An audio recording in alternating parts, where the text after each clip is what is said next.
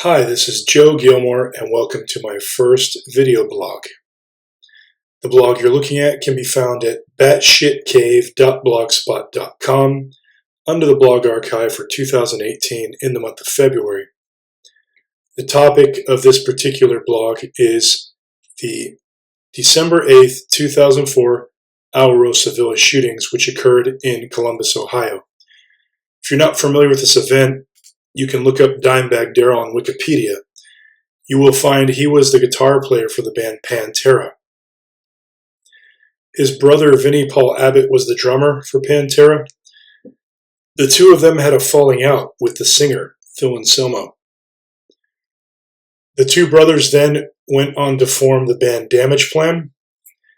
Damageplan was the band playing when Nathan Gale approached the stage and began shooting, killing all four of these individuals, until he himself was shot and killed by Officer James Niggemeyer, ending the night of bloodshed. Nobody really knows why Nathan Gale did what he did. The official word was that they could not determine a motive. Nathan Gale is pictured here in his military graduation uniform from the United States Marine Corps. He did complete boot camp training and continued on for a few months after until being discharged for reasons which are a bit obscure and that we will explore in the early part of this blog. Dimebag Darrell Abbott is pictured here with his Black Label Society hat. Nathan Bray was a fan in attendance. Aaron A. Hawk worked for the Auro Sevilla security, and Jeff Mayhem Thompson was a bodyguard for the band Damageplan, as well as the band Pantera before that. Here's a list of my sources here, most notably the official police investigative report obtained from the Public Records Unit of Columbus, Ohio. It's over 600 pages long. There's a lot of information in it. There's a lot of information in this blog. I don't plan on going over all of it. This is just an experiment to see if I can drive some more traffic to my blog and to hopefully bring more attention to some of the information that I focus on here. Now, as I said, police officers and investigators, they never arrived at a motive for this horrific crime. When this occurred back in 2004, this was an unprecedented event. It was extremely weird and unlikely and extremely violent. It didn't make any sense. Since this event, unfortunately, these types of shootings have increased in America. So we've got a problem that we're not addressing.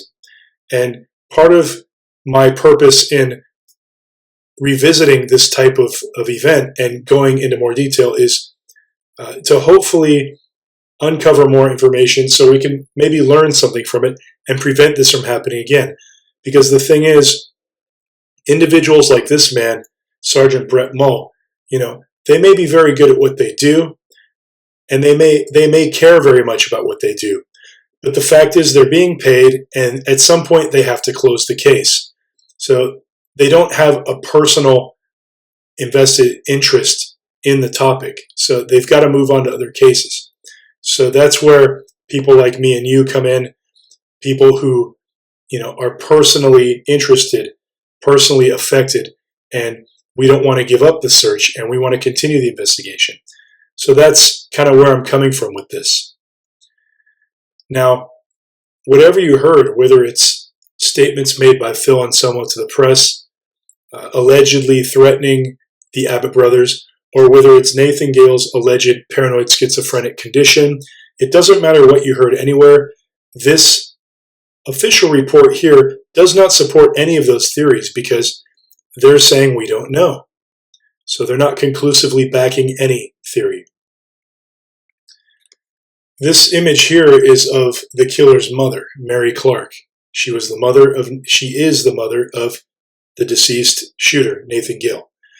This image was taken from what I believe to be the only on-camera interview with Mary Clark, which was broadcast back in 2009 on We Network's Secret Lives of Mothers.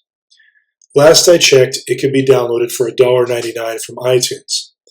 There's a lot of interesting information that is only contained in that segment, and that's the reason why I do refer to that in this blog. So on that blog, she says Nathan had to go see a counselor there at the Marines. They diagnosed him with paranoid schizophrenia, and he was discharged for medical problems. Now, Nathan Gale was only in the Marines for about 1 year and 10 months. The first year of that, more or less, was him graduating and participating in boot camp. So the remaining 10 months is where the problems supposedly started. There is no evidence anywhere. There is not one single form backing up this claim of Mary Clark's. I'm not denying this is the case. I'm not denying he was diagnosed in the Marines for being paranoid schizophrenic.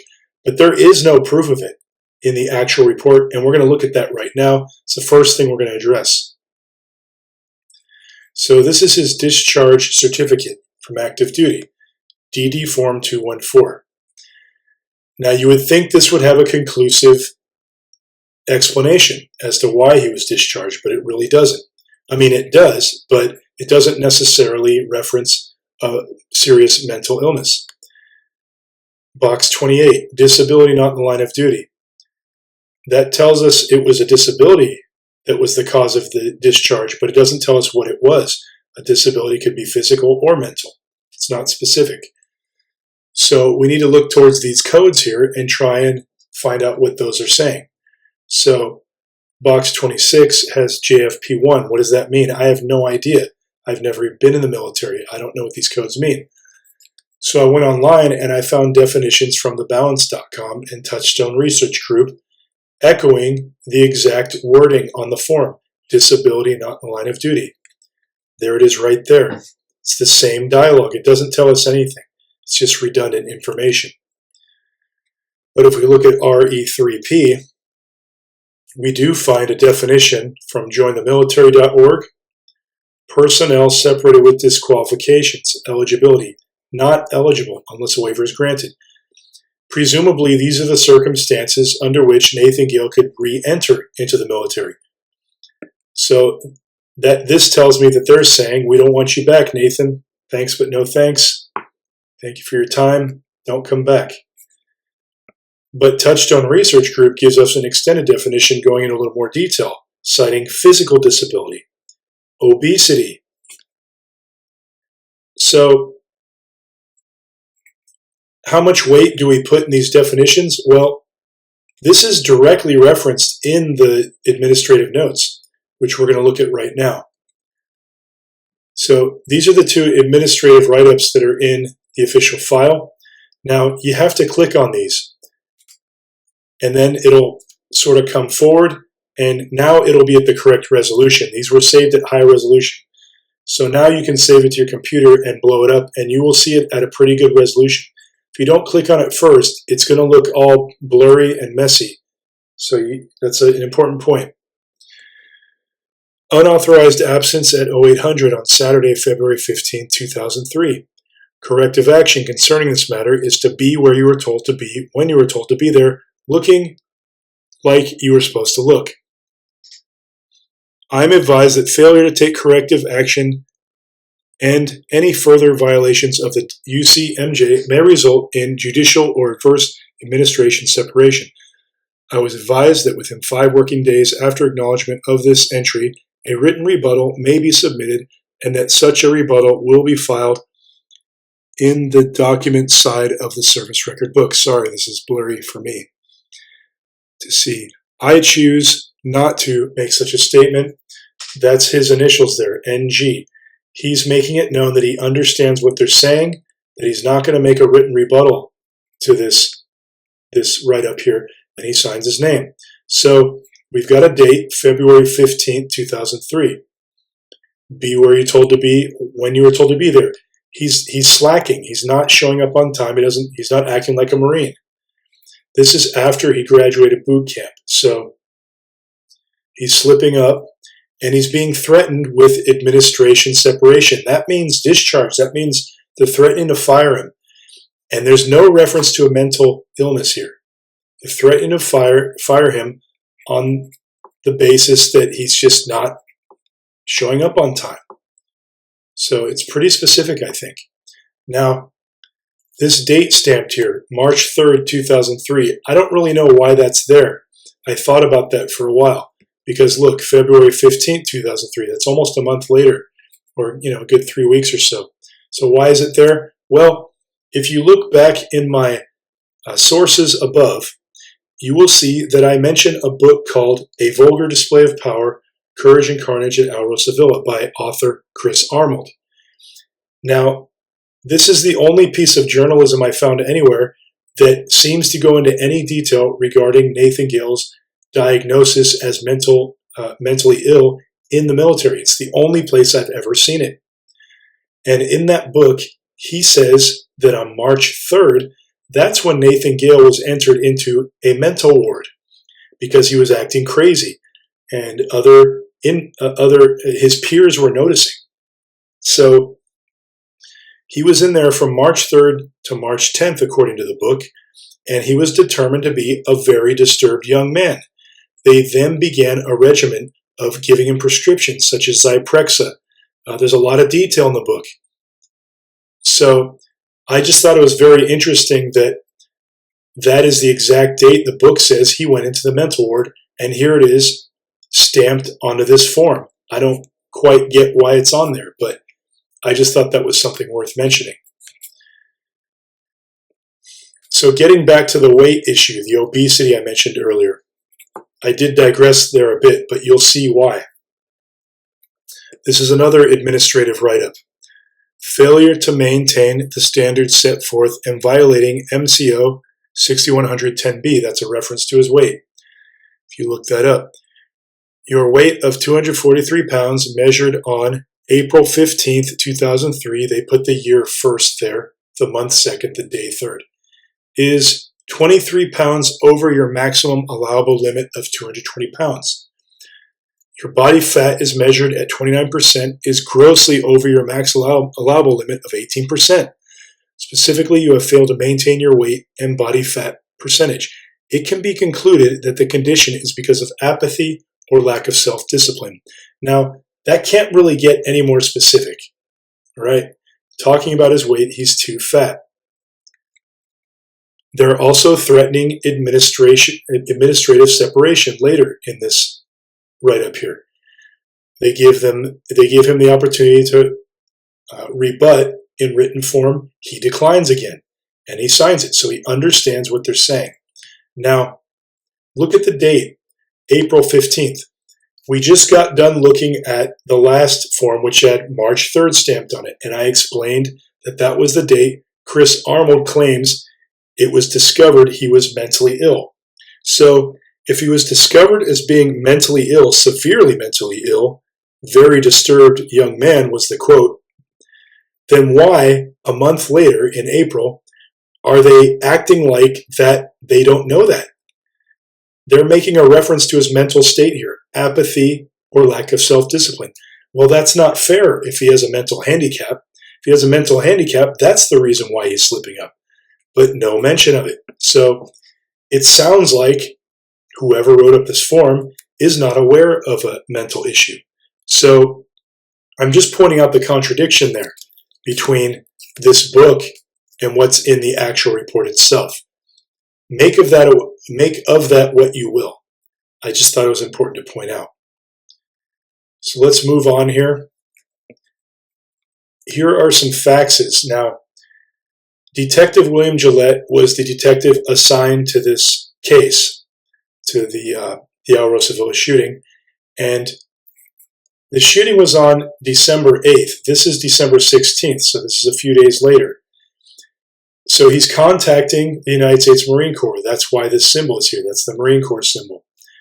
And he's asking them for Nathan Gale's personal record, not because he thinks they're responsible for what he did, but he's just doing his job. He's checking Nathan Gale's history.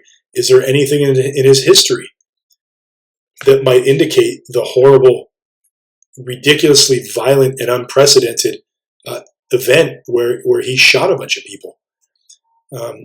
So here's what we got. It's listed right here. Here's a list of the items that were sent back.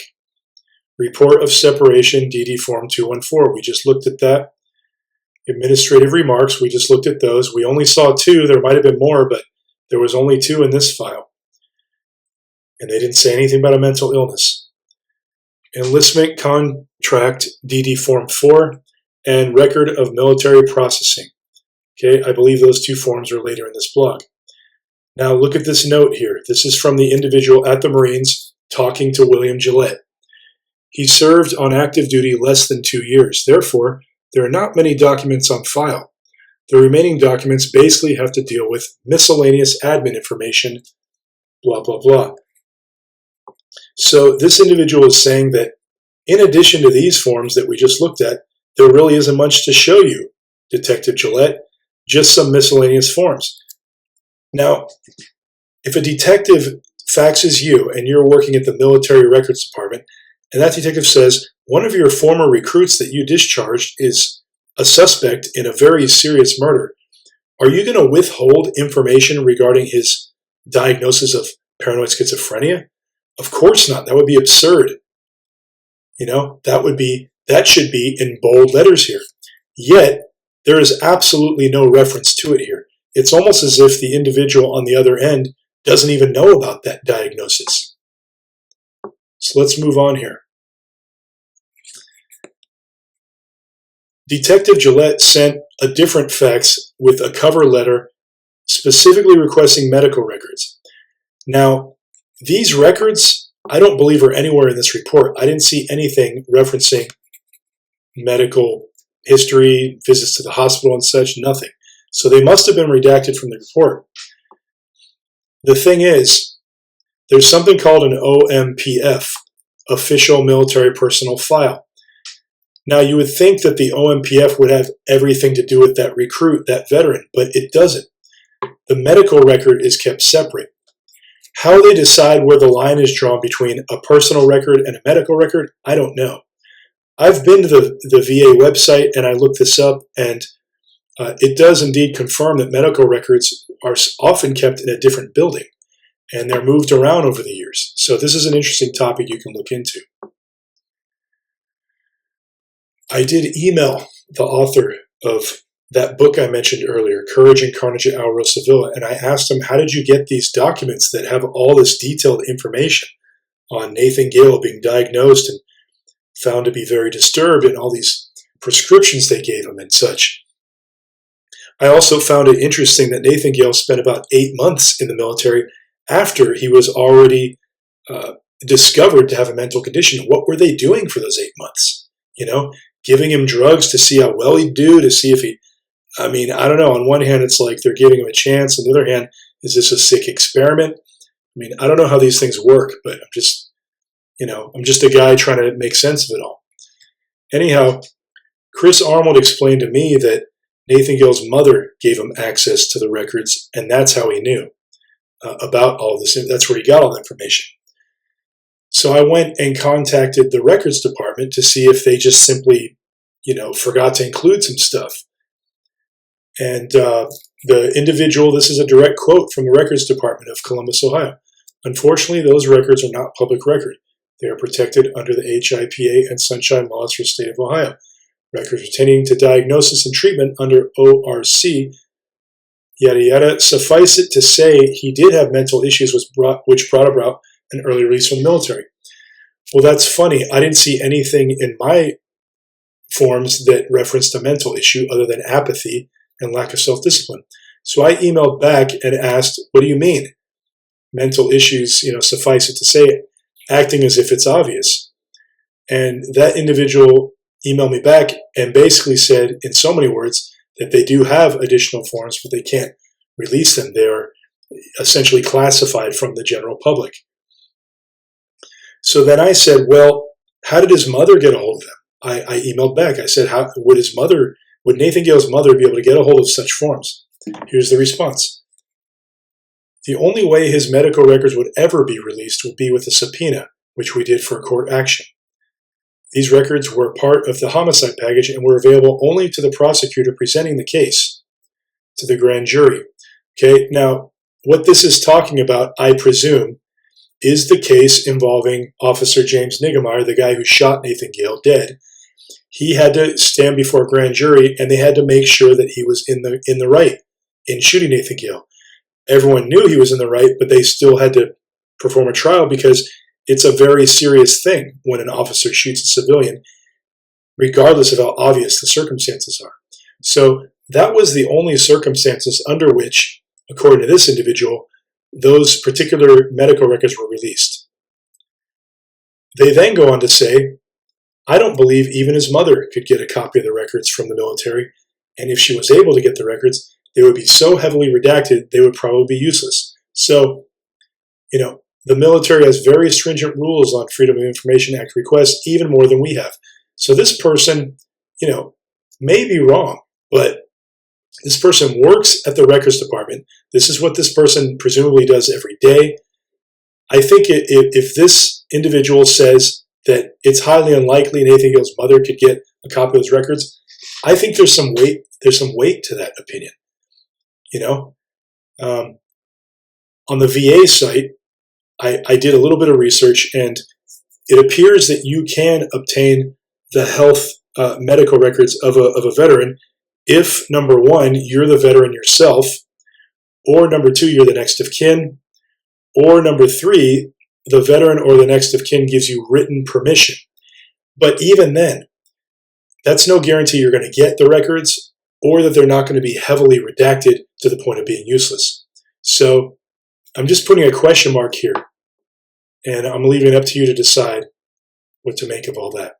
But at the end of the day, there is no proof, as I said, in the public domain that Nathan Gale was ever diagnosed with paranoid schizophrenia.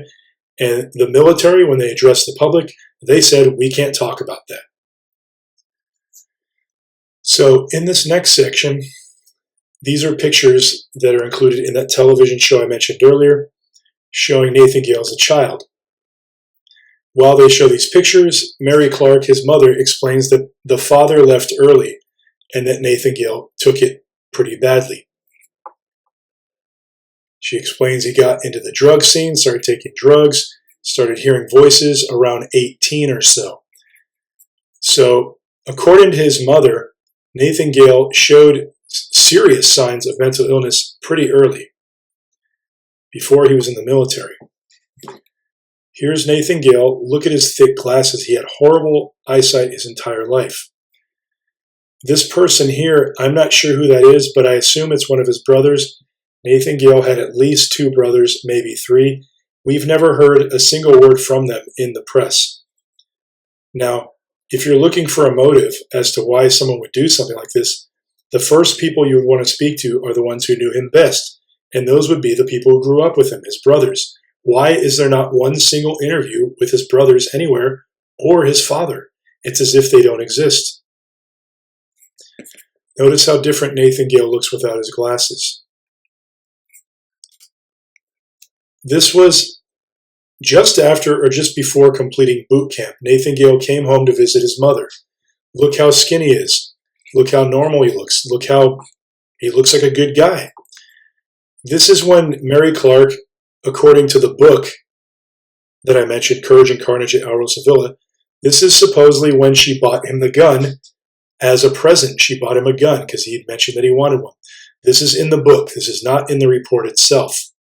So I don't know if it's true or not. I'm just telling you it's in the book. It's the only place we get the backstory on Nathan Gale. Now, this is about a year later. Look how different he looks. He's pudgier. He looks kind of like a bully. The way they're showing, this is the person you saw in the media. Now, if you want to see him as a sort of homicidal maniac, schizophrenic, this would be the picture to go with, right? So I just think it's interesting, the contrast here. His head looks different. Nathan Gale his profile did have a way of, making him look very different from different angles. But the thought did occur to me that maybe his brothers were being used as doubles. I don't know. Just throwing it out there, just a thought. Anyhow, these are supposedly the same guy, a year apart from each other.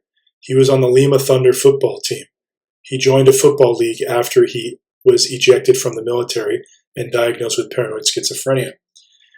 According to the coach, he didn't notice anything weird about him. He was just an average player.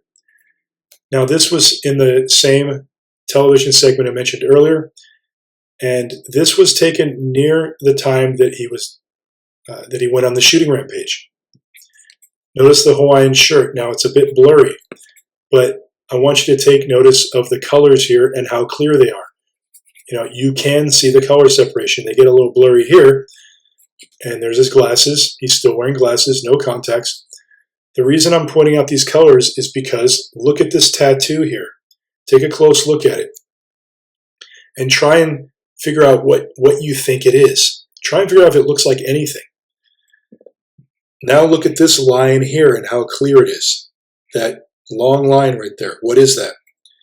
Now look at this black stuff here. What the hell is that? It's curving around the tattoo. Just think about that for a moment. I'm going to make a point about that a little bit later.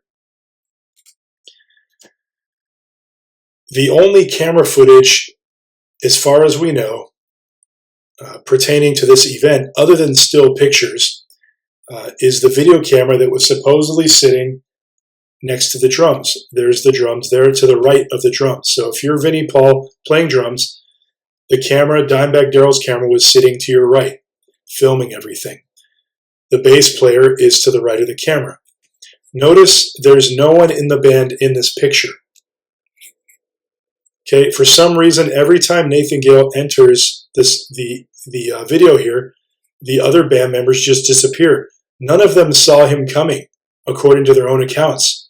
So why is 80% of the stage just devoid of band members so early into the first song? That's the first thing I found a bit odd. Are these glasses? He was wearing his glasses that evening. I can't tell if he's wearing them or not. Can you? Anyhow, just some things to think about. We'll talk about that more in a moment. There's a picture of his glasses with blood on them. They fell off. Of course they fell off. He's wrestling with people. He's jumping over fences. He's being, attacked from all angles by people who love Dimebag Darrell. He's up there blowing Dimebag Darrell away. You think all these people aren't just completely freaking out watching him doing this? So it's a miracle that his glasses and his hat were still on his head when he got to the stage. Okay, here's his apartment. Now, these pictures were supposedly taken the day after the murders. So everything you see here, he didn't have roommates. So everything you see here should be exactly as he left it before he left for his suicide mission. And that's what it was, because you don't go on stage and shoot Dimebag Darrell and think that you're not going to get torn apart from limb, because if you've ever been to a Pantera show, their fans will stomp you, if they don't like you. If they're your buddy, they'll be your best buddy. But if you're up there shooting Dimebag, they're gonna destroy you. Okay, so this was a suicide mission. He couldn't have been so stupid and handicapped to think that he was going to shoot Dimebag and come home and be okay. No, he knew he was going to his death. In fact, one witness said they saw him put the gun to his head during the shooting at one point. So, according to a witness, he was contemplating suicide in the middle of the mayhem. Okay, so over in the corner there, those are military graduation certificates behind that light. We'll look at those in a moment. This is his living room. He sits down here every day, looks like. He's got his stuff here, his remote. So let's take a closer look at that. Here's a wallet. Here's a lighter. He smoked a lot since he was young, according to Chris Arnold's book, since he was 12 or so. And a watch. Now, first of all, he wasn't chain smoking before he left. There's only one cigarette button there. Maybe he ran out, but it's a little weird that he only smoked one cigarette before going to his death. Now, he didn't take his wallet with him. Why wouldn't he take his wallet with him? How's he going to get in the club if, I don't know, maybe they check his ID or wants to put his money in there? If he gets pulled over on the way, the cop's going to ask for his driver's license. If he doesn't have it, well, there goes his chance to blow away Dimebag Darrell. So it's a little suspicious right off the bat that his wallet is sitting here. His watch. Now, this is before cell phone. This is before everyone and their mother had a cell phone. I don't believe he had one. So to have a watch was fairly common back then to tell time. And so it's just curious that he leaves these things here before leaving out the door. Why would he do that? Okay, here's a document which shows everything that was on Nathan Gale's body when he was laying there bleeding from his head, dead on the ground at El Rosa Villa. This is not a list of items that were on this table or in his house. They're items on his body when he's dead. Okay, so they wouldn't walk back home and end up on his table. That wouldn't happen. Casio digital watch, green lighter, chain wallet. Why are they on his body and also on the table that he left already? Well, maybe this isn't a chain wallet. We can't tell from this angle. But still, a watch too? Well, maybe this isn't a Casio digital watch, but we can't see because there's no picture showing us close enough what it is. If you Google Casio digital watch, you will see plenty of Casio watches with this same classic silver look to it that also have analog hands, hour and minute hands. So this may very well be a Casio digital watch.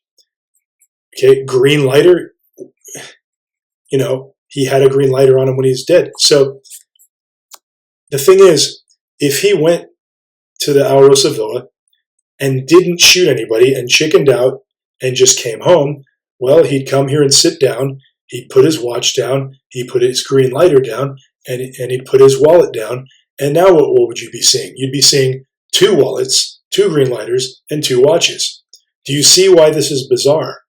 Now, I know schizophrenia has this, kind of Dr. and Jekyll and Mr. Hyde aspect to it, but this is a little extreme, It's like, are there 2 people living here? This is an oddity that I don't feel like is immediately explained by paranoid schizophrenia. I wouldn't want to make too much of it if there weren't a lot of other oddities in these images here. Now here you can see, look, he had a landline. Landlines were a lot more common back then. Notepad, there's a lot of notepads in the house here. According to Chris Arnold, he used notepads in the military, and then when he left the military, he used them as ways to document, his nutty phrases here and there, his paranoid schizophrenic rantings. That may be true, but, there aren't a lot of notes in this official file backing that up. The notes that he has in his book, supposedly obtained from his mother, almost none of those notes are in this official file.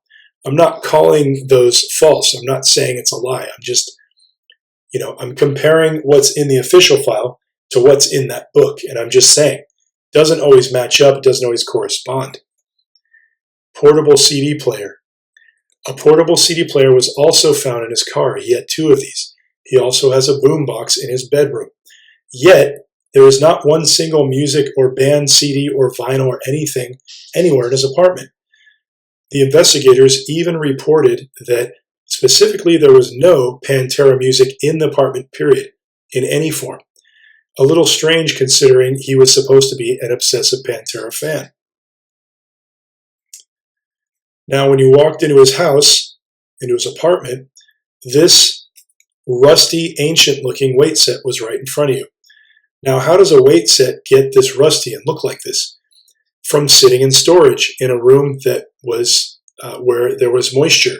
It's the only way. It looks like it's older than Nathan Gale. It looks like it's pulled out of storage from the 60s. Have you ever tried lifting weights with a rusty bar? I have. It's no fun. You get rust all over your hands. This can cut your hands because all that weight pressing into your palm, that can cut your hands, and rust will go into your bloodstream and you'll have to go see a doctor. If you're wearing gloves, you're going to ruin your gloves because you're going to get red crap all over them. Rust. So, okay, maybe he was crazy and that's why he had this, or maybe he was really broke and that was all he could afford, but it's odd.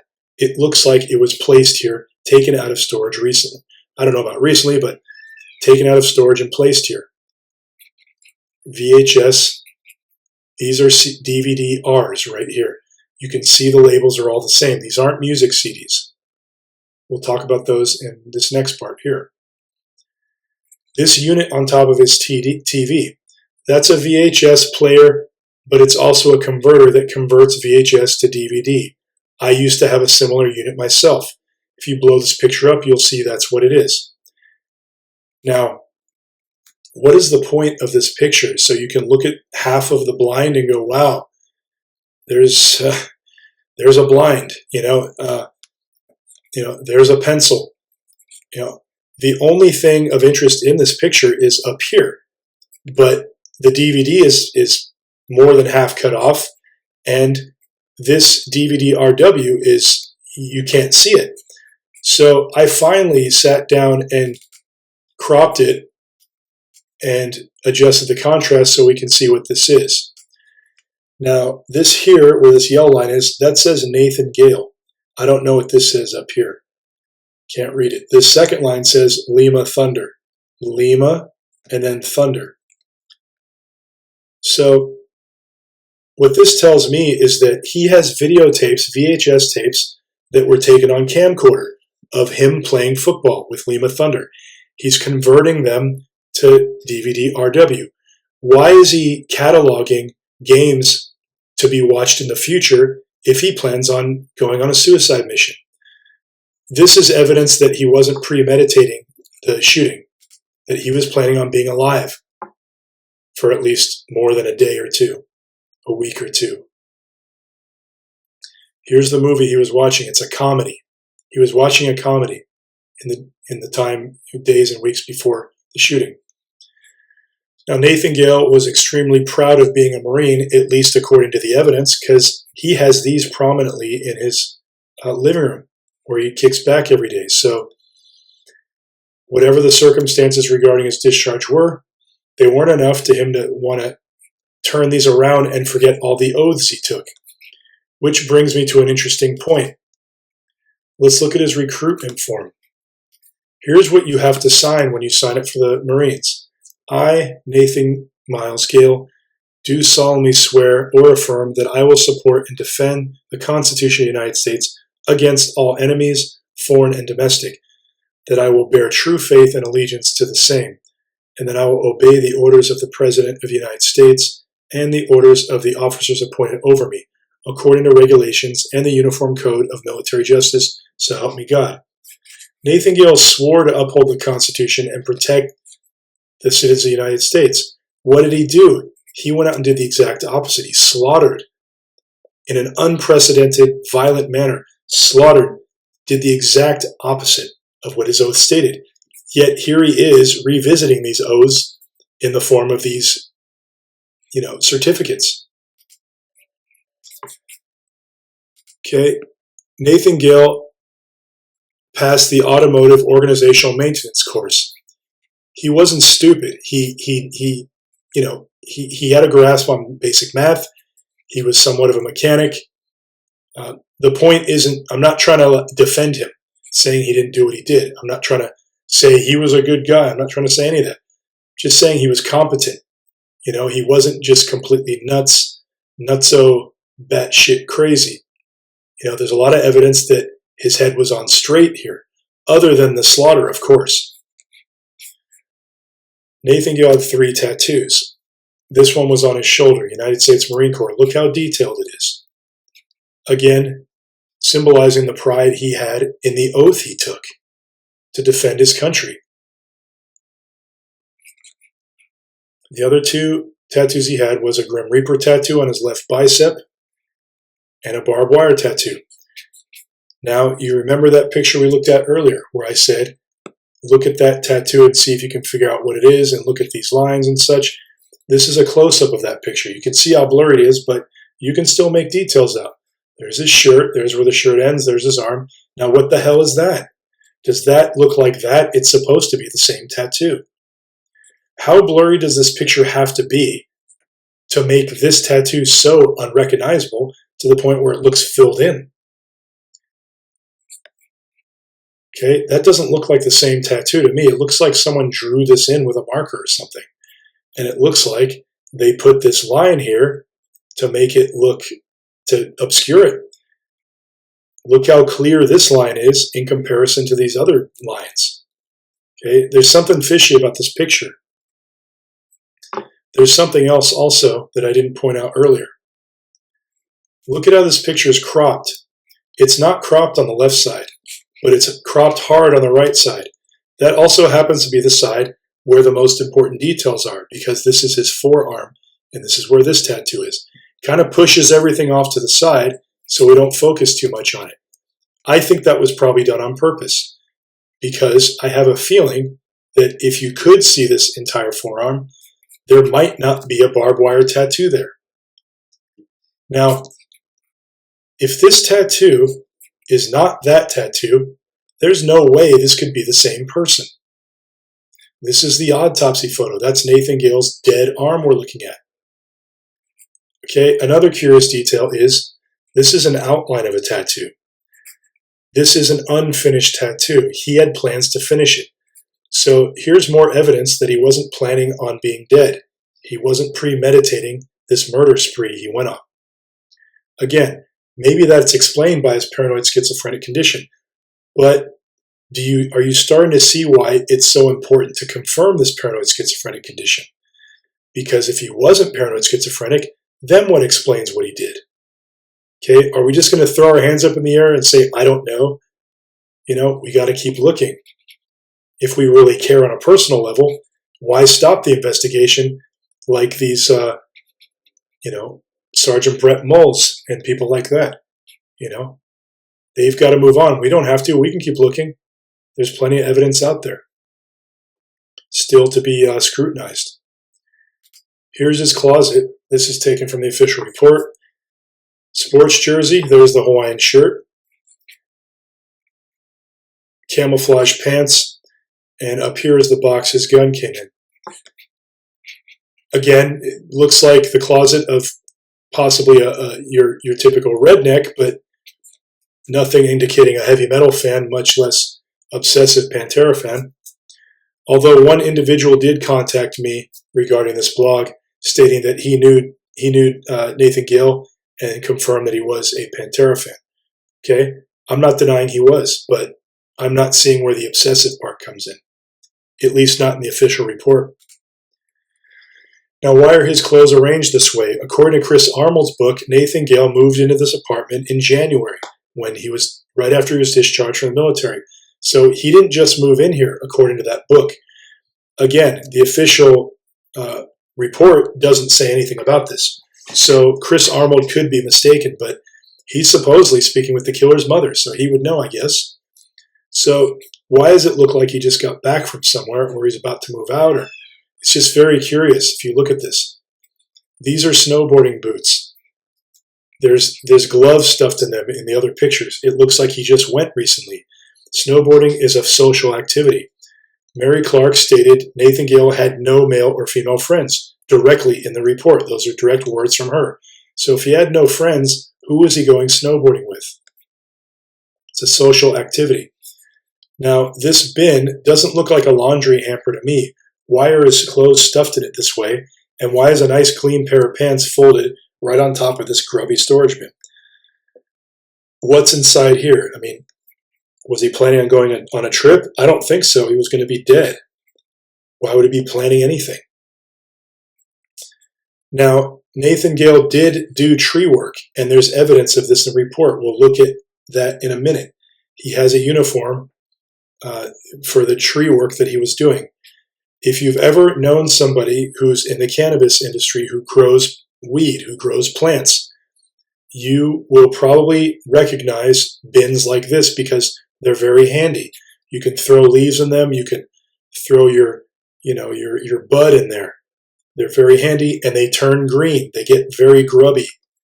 You wouldn't put clothes in them because the clothes will get filthy for obvious reasons. Now, if Nathan Gale did tree work, it stands to reason that this could be one of the bins he used when he was cleaning up the leaves and stuff, and it has similar type debris, type dirt, kind of greenish here. So I don't know. He also did auto mechanical type work. That looks like oil there, kind of, but that could be oil from oiling a chainsaw, from cutting trees. So I'm just trying to make sense of this here because that is suspicious. Now, this is his kitchen. Why is there a box of junk sitting on the ground And why does it have 1, 2, 3, 4 ice cube trays in it? Okay. Even crazy people do things for a reason. It may be someone from Mars is, communicating to them through the toaster, but I mean, there's still a reason. What reason there would be that he would have 4 ice cube trays, I can't imagine. Are there 2 in the freezer? That would mean he had 6. It's just very confusing here. He uses his fridge. Look, he's got notes on them. Why would he have notes on his fridge if he didn't walk up to his fridge and stare at it every day? It says easy auto inventory. His car, the Pontiac, was recently purchased. According to the book, he had a Cadillac before that. So he was going through cars. So this kind of makes sense. Now look at the stove. That's a hole right there. There is no burner in that stove. It's empty. Why does he have a stove with no burners? Here's a closer picture. Look how clean it is. Look like someone just cleaned it off. Again, did someone just move in or is someone moving out? He moved here in January. According to Chris Arnold's book, he'd been in here many months. Why does it look so bare? Now there's another angle on this. I went and dug out another picture. There's his uniform for Davy Tree. He did tree work. Look at the dirt on it. Looks kind of similar to the dirt we saw in the grubby bin earlier. Nathan. His name's on it. Okay, there's that stove. Look, there's the hole I was talking about. Someone pulled these burners out, and they're just sitting there. Why? Who's cleaning up here? I hope it's not the people taking the pictures, because it's a crime to clean up a crime. It's a serious crime to be cleaning up a crime scene before you take pictures, capturing everything exactly how it was left, because that could mess with evidence that could incriminate someone or exonerate them. Someone's cleaning up here. If it's not the people taking the pictures, it's Nathan Gale. And it doesn't make sense. Everything looks half done. This picture, we see more evidence of cleaning, very obvious evidence of cleaning. Here's a rag, and here's another rag. Here's a drain, here's another drain. There's nothing in here. It's just bare. Someone's cleaning up and wiping things off. Again, notepads everywhere. Here's a notepad, and here's another notepad. Now, what's on this note? Take a guess. Some crazy poem? I'm going to kill a bunch of people. I'm Satan incarnate. No, it's not what it says. It's right here. I found it in the report. That's the note right there. It's mathematical equations, some phone numbers, and a cloche. What is a cloche? I looked this up. Okay, here it is. This is a cloche. It's a website based in Ohio. Look at the address. Columbus, Ohio. Collective effort, collective success. It's a place that finds you a job. He was looking for a job. That's what he was doing. So, I don't know. Seats with cushions on them, but no table. Does he just make food and sit in this table and sit in this chair and eat on his lap? Could a table even fit in this room? I don't know. It's just very odd. You make of this what you want. You make your own. I'm not telling you what to think here. I'm just telling you this all looks really weird to me. This note was supposedly found in his gun case. You'll see me come alive. I'll take your life and make you mine. This is my life. I'm going to get mine. There's only 2 notes in the entire investigative report, and that's one of them. There's a lot more in Chris Arnold's book, but I mean, it sounds kind of weird, but it doesn't. It sounds like something a middle school person would write in the middle of class. I don't know if it sounds crazy or just immature and stupid. They could have just put this in the gun box and just told you it was in there, so you'd be like, oh wow, okay, yeah, he was nuts and planning to kill someone. Same deal with this Damage Plan CD. They could have just put it in there. Maybe they didn't. Maybe he was listening to Damage Plan on the way.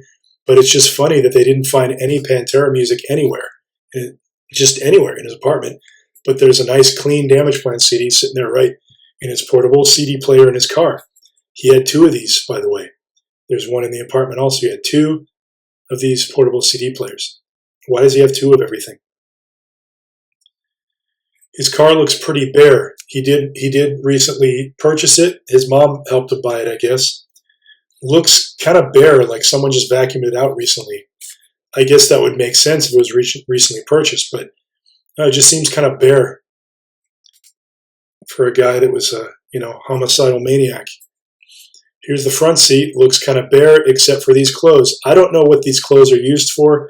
Kind of looks like he was doing a sport. Maybe he's practicing his catches in football. I don't know, or playing tennis or something.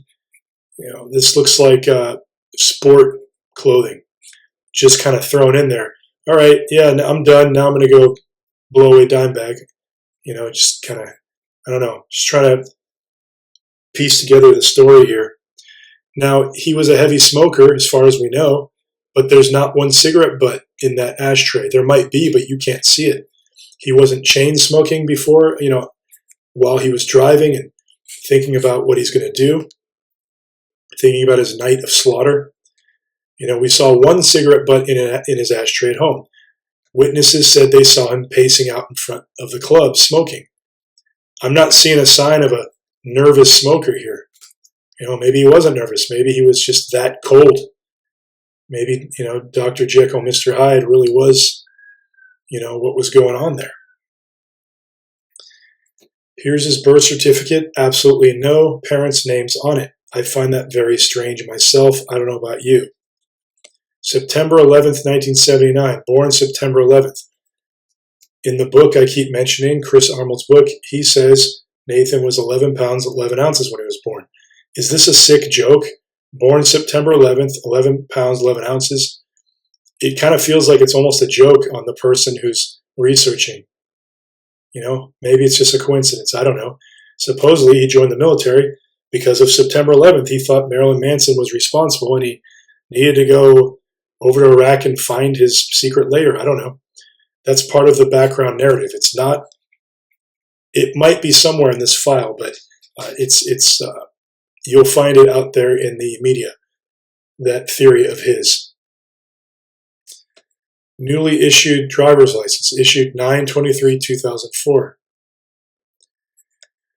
Here's an obituary that's laminated. The only place you'll find this is, as far as I know, is in that television show I mentioned earlier. Now, you can see here some interesting information. He was a member of the Marysville Eagles Lodge, 3506. What is that? It's a fraternal order of the Eagles.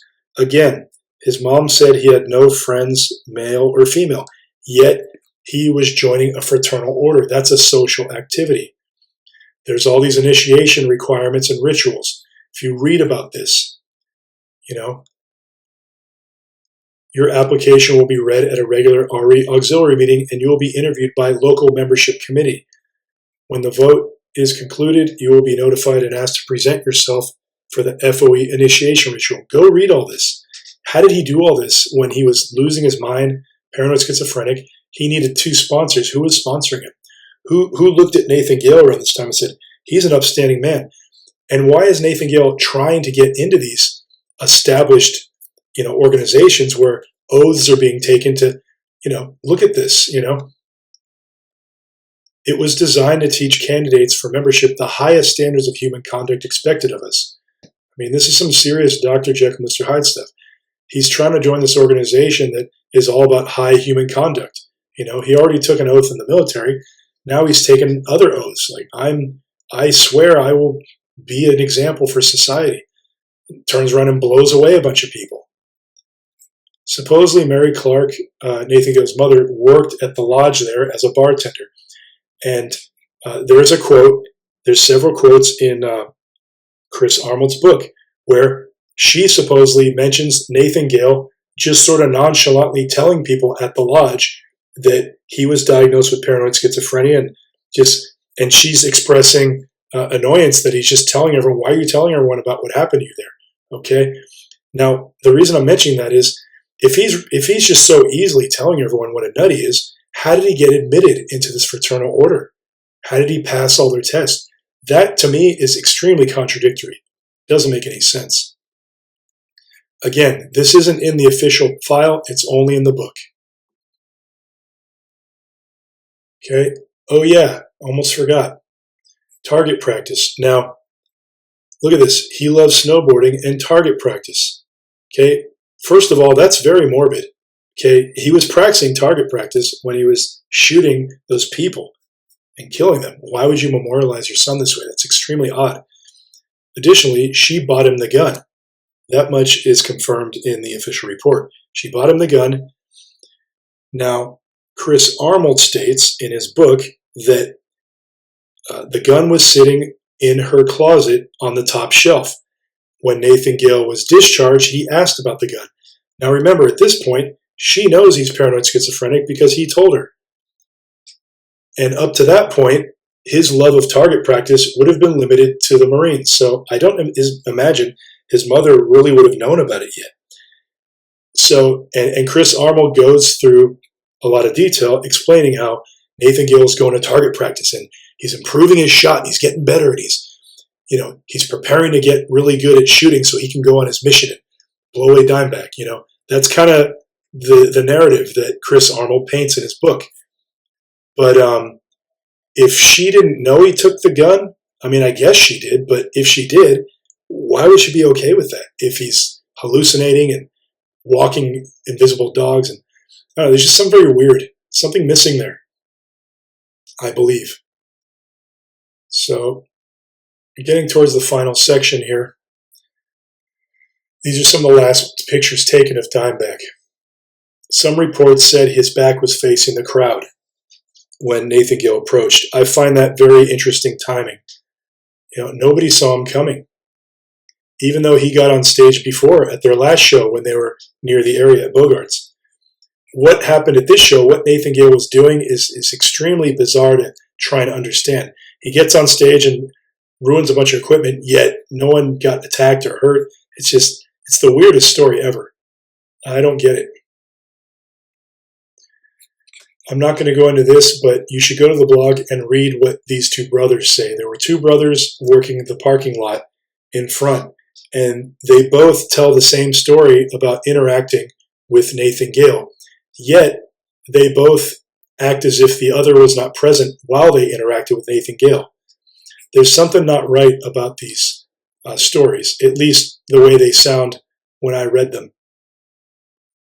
I might have gotten it wrong. Daniel Sheets, Mitch Carpenter. Go ahead and look at it if you want to know more about that. Can't go into it here because we got to close this out. Okay, Mr. Clark is employed by Nextel Communications and was present with his co-worker working inside a Nextel transmitting tower compound installing computer equipment located adjacent to the southwest corner of the parking lot for the Alrosa Villa. He and his co-worker had arrived at the location at approximately 10 o'clock p.m. Shortly after their arrival, they were approached by two security persons from Alrosa Villa. These persons suggested that Mark Clark move their vehicles away from the compound area due to a large crowd that would be exiting from Alrosa Villa. Now, why does two people from Nextel need to pull up in two trucks and install computer equipment at 10 p.m.? What was the urgency, first of all? Now, I believe this is the transmitting tower compound. I'm not sure, but this is from the official report. I believe that's it right there. And they came at approximately 10 p.m. Now, the first 911 call, according to the official report, was 10:18. So that was 18 minutes after these guys arrived. So they must have arrived very close to the time that Damage Plan was taking the stage.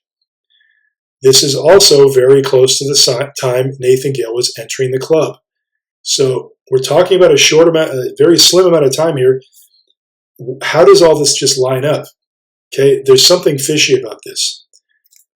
Why are they there? Now, several witnesses mentioned that they heard inside the club over the PA that someone needs to move their vehicles because they're in the wrong spot.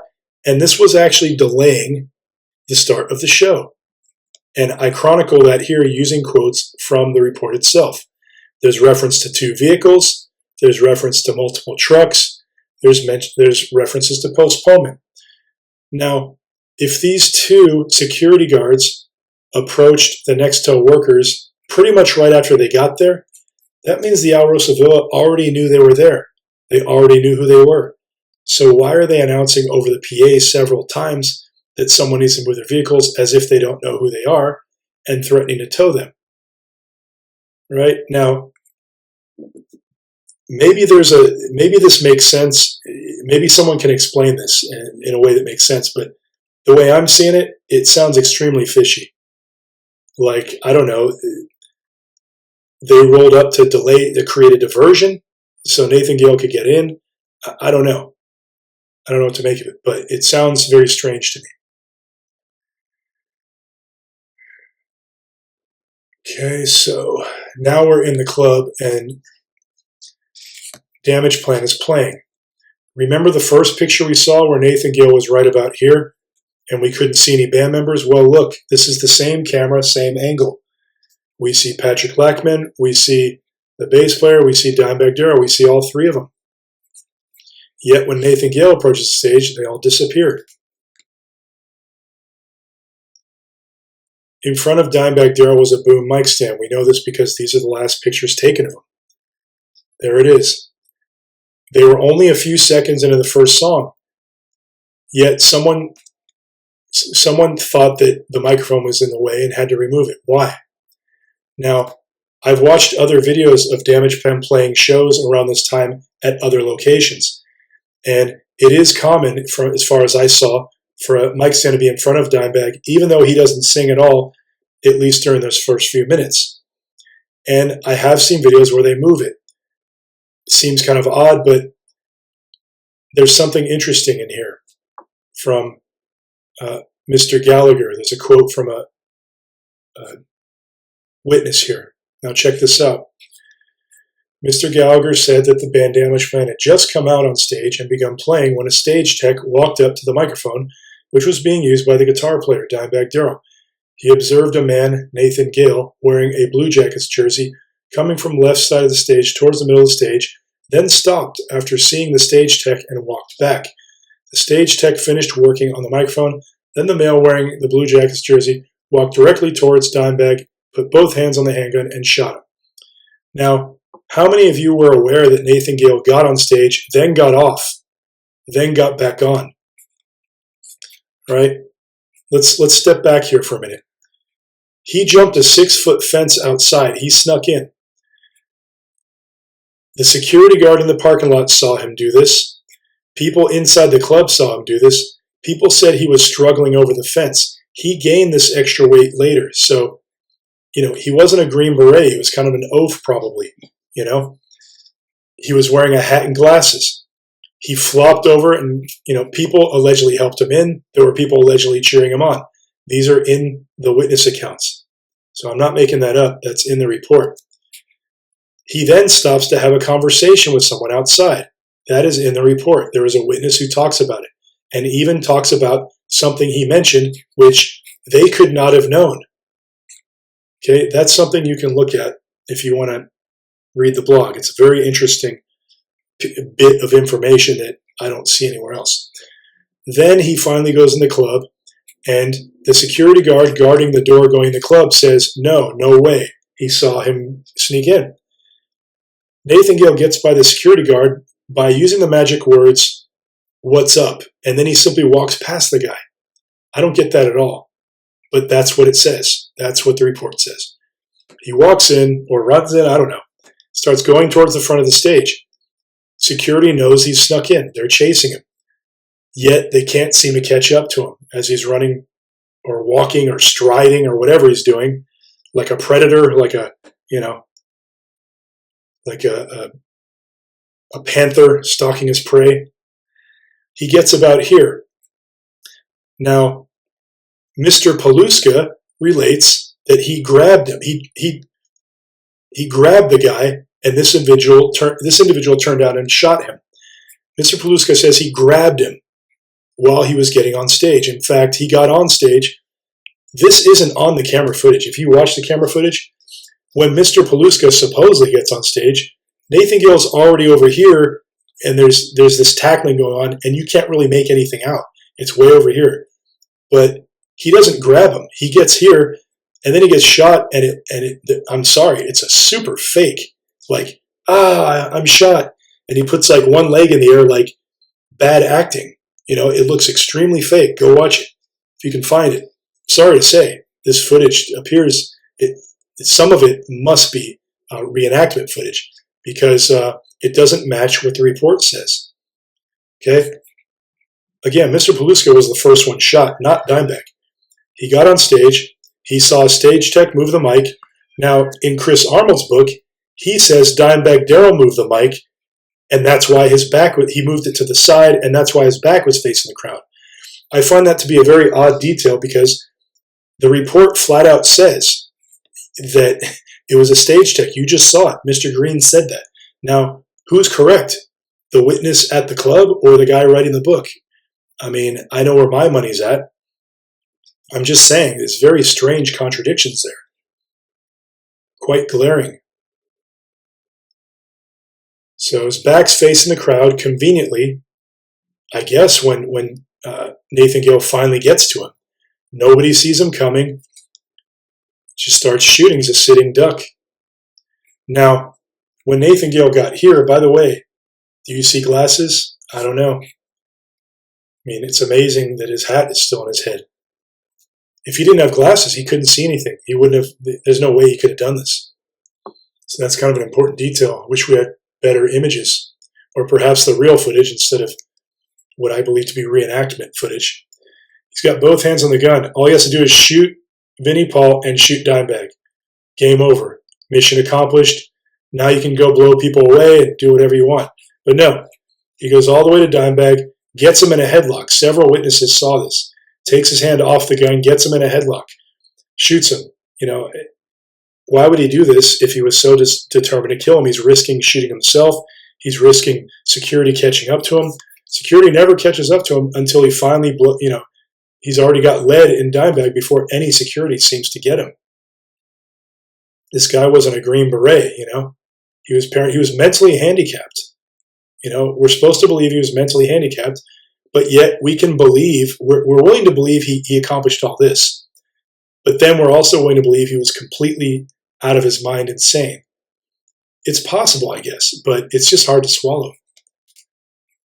Okay, now here's Officer James Niggemeyer coming to save the day. Now he's in front of the stage, in front of the kick drum. There it is.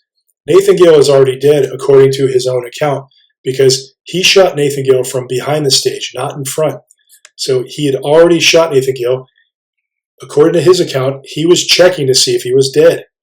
I don't know what this guy's doing, dancing around like Dennis Hopper in Apocalypse Now. Like, oh, he's over there. Oh. It's like he's playing for the camera. This guy later says, you had to do it. That was a phrase that came up a lot in the report, but by Niggemeyer telling a witness, I had to do it, it's like they're taking dialogue from the report and just sort of moving it around and having this guy say it. Anyway, I want to wrap this up here. I saw two officers run up in front of me. This is when he's going towards Nathan Gale's body. Between me and the suspect, I never made it to the suspect. Officer Crum came up from my back and got a hold of my arm. That means he took his weapon away. We turned around and walked straight back out the door. We directly made a straight line out the door. Well, if that's true, then this footage is fake because they're walking out the door and he's still holding his weapon. He just said Officer Crum took his weapon over here, and then they turned around and walked out. Now, Niggemeyer did have a different account that was a little bit different, I noticed. So I'm not saying this is absolutely conclusive, but this statement here contradicts that footage pretty specifically. Sergeant Leesburg stated that Officer Ricky Crum was the officer involved in the shooting and that Officer James Niggemeyer had taken the shotgun Officer Crum had used in the shooting. Well, we have confirmation of the gun being taken away, but now we have the officer switch. Now it's Ricky Crum that did the shooting, and Niggemeyer took his gun. So I'm sure it was a chaotic scene, but we've got to look at these things and weigh them. It's important to weigh these contradictions. If you're working for the news media and you just pick the one you like and you put that all out into the public, well, are you necessarily publishing the truth? Or are you just publishing one biased narrative that you want to push to help wrap things up? True TV. I don't know how true it is. They can't even spell the word out.